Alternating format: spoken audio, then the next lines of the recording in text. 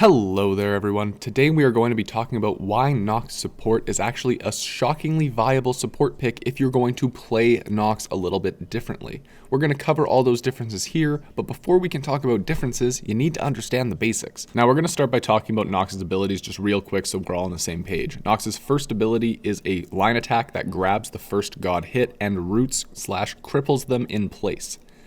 Even if you crowd control Nox, after this tether is formed, it is going to finish the duration. The only way to interrupt this tether and break free is if the enemy uses some form of crowd control immunity. Stuns don't matter. Okay, moving forward, the second ability is just a bubble that silences all enemies within that bubble. The third ability is a dash, but with the special fun time of if you dash into an allied god, you become one with them for a little bit and follow them wherever they go on the map. This persists through things like Apollo ult, Thanatos ult, and teleports, like all the big global stuff. You can still hitch a ride.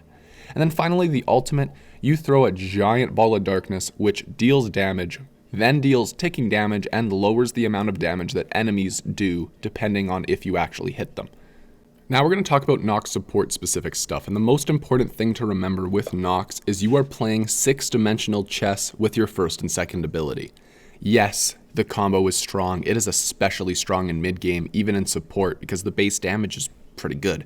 But you have to trust your team, and one of the weaknesses of this character is you actually need at least one person on your team with a brain in order to pull it off to the maximum efficiency. But as support Nox, just mix it up. Sometimes go for your combo, sometimes just straight up grab someone. Especially in the late game, you should not be looking to combo. Always just use the one in late game team fights to root and cripple someone, and then your team can just say, oh look, an easy target, let's eat him. And then that's kind of just where the team fight can start, and that's a really good place for a team fight to start. From there, I actually want you guys to start thinking about the second ability in a different light as well. The second ability is a really good peel tool. You know what stops junglers and warriors from diving on top of your carries? A silence field is really hard to operate if you can't use abilities and relics. So if you just plop that lovely silence field on wherever they're going to be diving to, you can actually deter a lot of what the enemy team wants to do just by plopping that down. And then further to that, if you're getting dove really hard, you know what is also a really good peel tool? Just flat out reducing the amount of damage the enemy team does. If you can land really effective ultimates and silences, you won't even need to land the root to be effective in this role. You can just reduce the amount of damage that the enemy team is doing, and you can make it so they can't cast any abilities. These are key features of this character, and you have to start thinking about these abilities as separate entities rather than just trying to combo shit. Now, I've spent the first few minutes of this video just gushing about the good and the high ceiling that this character has. Let's talk about the weaknesses real quick, because I do think it's something you guys should be aware of. In the late game, Guardians and Warriors are going to just be better than Nox. They can engage from afar. They typically have better and more reliable crowd control tools. Nox is looking to get ahead in the early game and then ride that snowball all the way to the bottom of the hill. And if you can't do that, you will struggle late game. Not saying there isn't late game potential, I'm just saying that it's harder to pull off in comparison to playing a Guardian or a Warrior. Now, further to that, if the enemy team has a brain and is going to be positioning properly, this character also is a little bit harder. Again, this is why late game things are harder. If the enemy team is playing safe behind structures, it's very hard for Nox to engage because, well, of the lack of engage tools. I don't recommend dashing in and then trying to go for a root. That just makes it scream, kill me. But if you can draft someone else that has good engage, this character is phenomenal.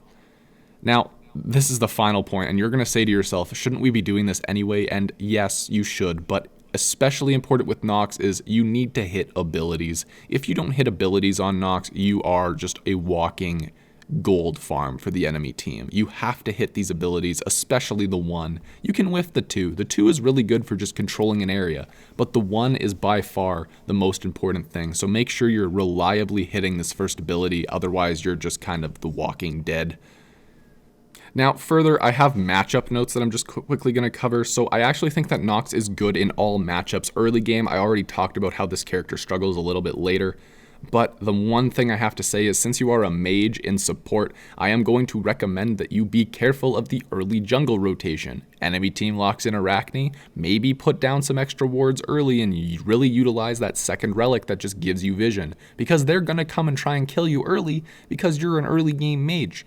Now, further to this, I actually would like to draw your attention to the Warrior's Blessing pickup. Warrior's Blessing for non-traditional supports is actually pretty good, but I'm actually going to just explain the difference real quick. As Nox support, you go into Guardian's Blessing if you are looking to play for the mid to late kind of get your items online kind of style. Warrior's Blessing is for early game aggression where you're looking to snowball. As such, I pick up Warrior's Blessing on my warriors and my mages and my assassin supports because that true damage and the little bit more protection you get from that item helps you in the early game, which is when you're looking to be the most potent because, again, you're looking to snowball. So now let's look at all the tips and tricks I have for this character. We're kind of just summarizing everything, but let's just do this real quick because it's on my script and I need to do it. So you got to play 6-dimensional chess with the combo and no combo. Keep them guessing, mix it up. Don't do the same thing every single time. Silence is for peel. It is underrated and it's pretty good. The ultimate is all about number of applications rather than hitting a priority target. Now, obviously, if you can hit the late game carry with this, it's awesome. But if in the late game you can hit 3 targets instead of hitting 1 target, always go for the 3 targets. The damage mitigation, or not mitigation rather, the damage reduction is very good.